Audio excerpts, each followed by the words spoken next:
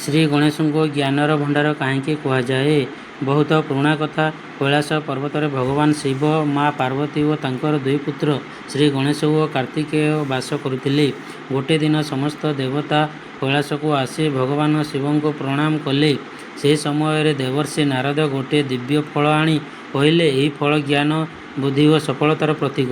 ଏହାକୁ ସେହି ଜଣେ ପାଇବେ ଯିଏ ସବୁଠାରୁ ଅଧିକ ଜ୍ଞାନୀ। ଶିବ ଓ ପାର୍ବତୀ ଭାବିଲେ ଯେ ଦୁଇ ପୁତ୍ରଙ୍କ ମଧ୍ୟରେ ପରୀକ୍ଷା କରାଯାଉ। ସେମାନେ କହିଲେ, ଯିଏ ପ୍ରଥମେ ସମଗ୍ର ପୃଥିବୀ ପରିକ୍ରମା କରି ଫେରିଆସିବ ସେହି ଏହି ଫଳ ପାଇବ। କାର୍ତ୍ତିକ ତୁରନ୍ତ ନିଜ ମୟୂର ବାହନରେ ବସି ପୃଥିବୀ ପରିକ୍ରମା ପାଇଁ ବାହାରି ପଡ଼ିଲେ। କିନ୍ତୁ ଗଣେଶ ନିଜ ଛୋଟ ମୂଷିକ ବାହନକୁ ଦେଖି ଚିନ୍ତା କଲେ। ସେ ଜାଣିଥିଲେ ଯେ ଗତିରେ ସେ କାର୍ତ୍ତିକେୟଙ୍କୁ ହରାଇ ପାରିବେ ନାହିଁ। କିନ୍ତୁ ଗଣେଶ କେବଳ ବଳ କିମ୍ବା ଗତିରେ ନୁହେଁ, ବୁଦ୍ଧି ଓ ଜ୍ଞାନରେ ବିଶ୍ୱାସ କରୁଥିଲେ। ସେ ଭାବିଲେ, ମାତା ପିତା ହିଁ ସମଗ୍ର ସୃଷ୍ଟିର ଆଧାର।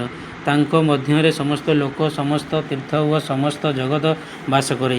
ଏହା ଭାବି ଗଣେଶ ଭଗବାନ ଶିବ ଓ ମା ପାର୍ବତୀଙ୍କ ଚାରିପାଖରେ 7 ଥର ପରିକ୍ରମା କଲେ। ପରେ ହାତ ଯୋଡ଼ି କହିଲେ, ମୋ ପାଇଁ ଆପଣମାନେ ହିଁ ସମଗ୍ର ବ୍ରହ୍ମାଣ୍ଡ। ଆପଣମାନଙ୍କ ପରିକ୍ରମା କରିବା ମାନେ ସମସ୍ତ ପୃଥିବୀ ପରିକ୍ରମା କରିବା ସମାନ। ଶିବ ଓ ପାର୍ବତୀ ତାଙ୍କ କଥା ଶୁଣି ବହୁତ ଖୁସି ହେଲେ। ସେମାନେ ବୁଝିଲେ ଯେ ଗଣେଶ କେବଳ ବୁଦ୍ଧିମାନ ନୁହେଁ, ସେ ଜ୍ଞାନର ପ୍ରକୃତ ଅର୍ଥକୁ ମଧ୍ୟ ବୁଝିଛନ୍ତି। କିଛି ସମୟ ପରେ କାର୍ତ୍ତିକେୟ ପୃଥିବୀ ପରିକ୍ରମା କରି ଫେରିଲେ।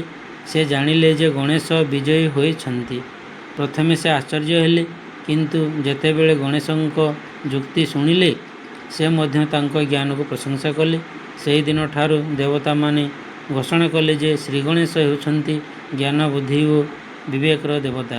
କୌଣସି ଶୁଭକାର୍ଯ୍ୟ ପୂର୍ବରୁ ତାଙ୍କ ପୂଜା କରାଯିବ, କାରଣ ସଠିକ୍ ଜ୍ଞାନ ବିନା କୌଣସି କାମ ସଫଳ ହୁଏ ନାହିଁ।